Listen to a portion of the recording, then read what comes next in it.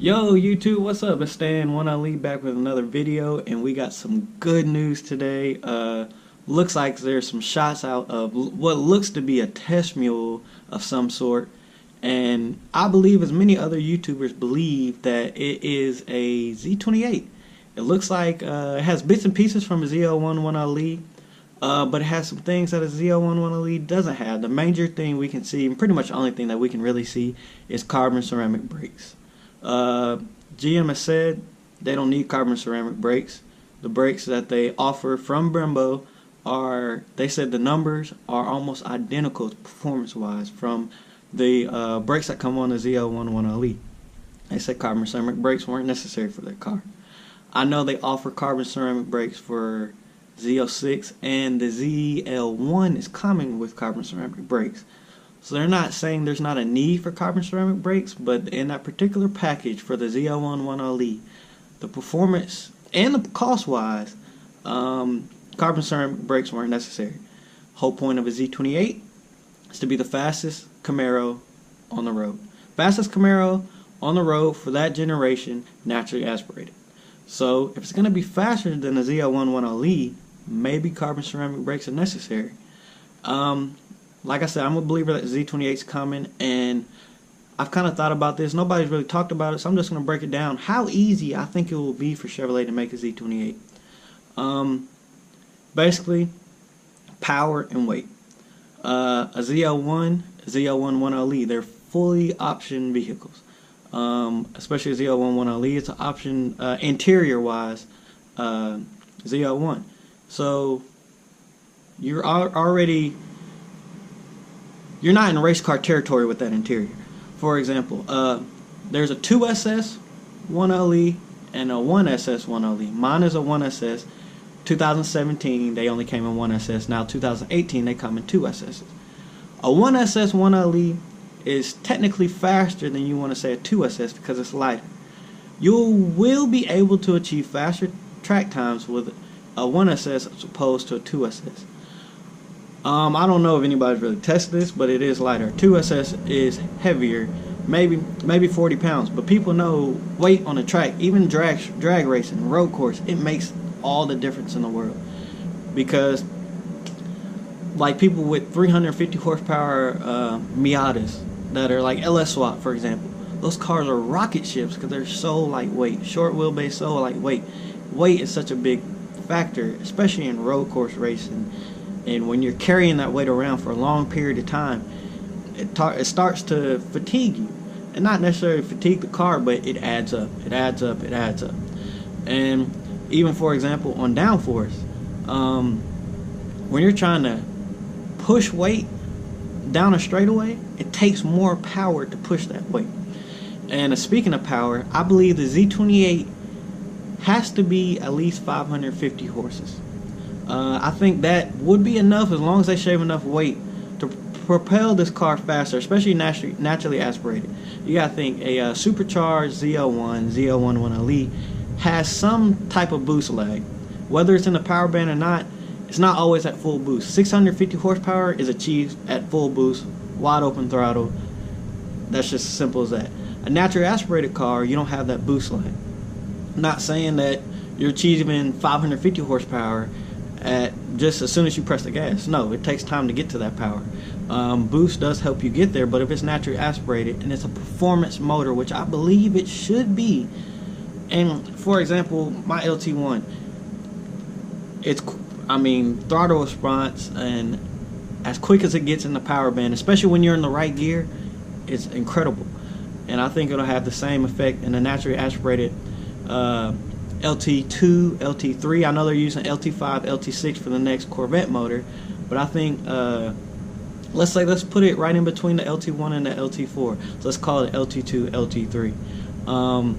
Still can be 6.2. You can get 500 horsepower out of this LT1 by just tuning it, putting a couple bolt-ons on it. You don't even have to touch the internals. So Chevrolet, you got all the power in the world to go into the internals, lighten things up, change compression ratios, all types of stuff to get that power. If you want to go more liters, if you want to go to a 7 liter, 6.5, the original Z28 was a 7-liter naturally aspirated motor as well. So I mean, there's always that, but I know it's going to be naturally aspirated. Chevrolet has not denied that it won't even show up to the world. So I know Chevrolet wants to do it. They want to be faster, especially the Camaro team. And like I mentioned before, carbon ceramics come on a Corvette. The Camaro team, Corvette's kind of like R&D for them. Even though Corvette does their own R&D, and Corvette Racing Team is R&D for the Corvette Performance Division, or so.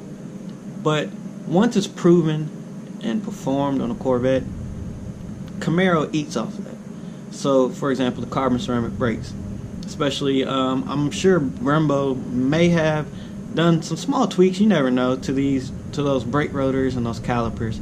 But even that, whatever comes on this next generation Corvette or rear engine, mid-engine Corvette, even though it could still be a Cadillac, whatever that car is, Camaro Team's going to have full access to that. The last Z28 didn't come out to the last few years of the 5th gen Camaro. So I expect the same for this Z28. I don't expect they'll be introduced during the refresh. I know the refresh is coming soon. I think it'll be a little bit more time before it comes to the 6th gen, which gives them more time, because I know, like, for the ZR1's coming soon. The next Corvette mid-engine, or like I said, whatever it is coming soon. So I believe that Camaro Team's going to have a lot of parts to pick from, a lot of parts to put on this car, a lot of ways to make the Z28 that much faster and different from the ZL1 1LE. That's the luxury of the Corvette team, is it's not really like a mashup of parts, but you get the best of what your company offers, and you just get to build the car. You don't have to R&D. You don't have to sweat night and day about it. You put it together, and then you make those parts work. It's beautiful. I love that about the Camaro team.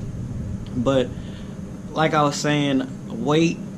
I know they were talking a flat plane crank motor at one point for a naturally aspirated. I don't think they'll go double overhead cams for the Camaro yet. I think that's going to be a Corvette thing for just a little while. But I mean, like I said, flat plane crank. We're going to shave weight. Some type of Dodge Demon crate type system where you say you get this one seat, and that's going to be our standard. We're going to set our Nürburgring time in this one seat version. You can order it fully. You can order it with 2 seats. You can order it with the rear seat. You can order it with just the 1 seat.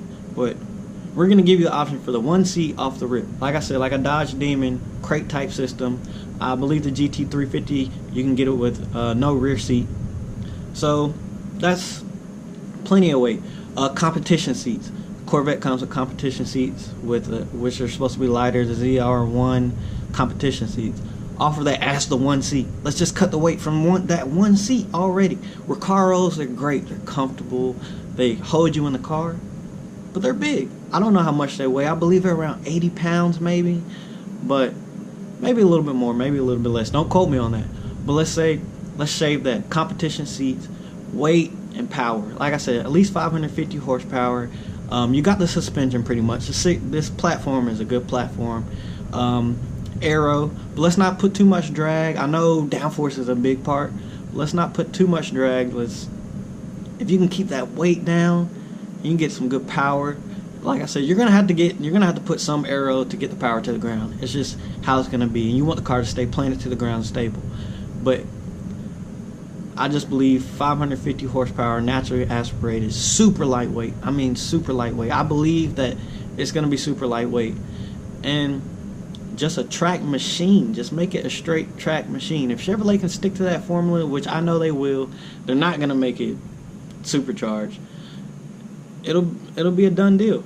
But anyway, that's enough of me talking about it. I'm gonna roll the pictures across the screen at the end of this video. Make sure you like, comment, share this video. Tell me what you think. Tell me if you think a crate system for like Dodge had for the Demon is even a good idea for the Z28. Just let me know. I appreciate you guys watching. Make sure you subscribe. This is my 1LE. I am Stan 1LE, and I appreciate you watching. Thanks.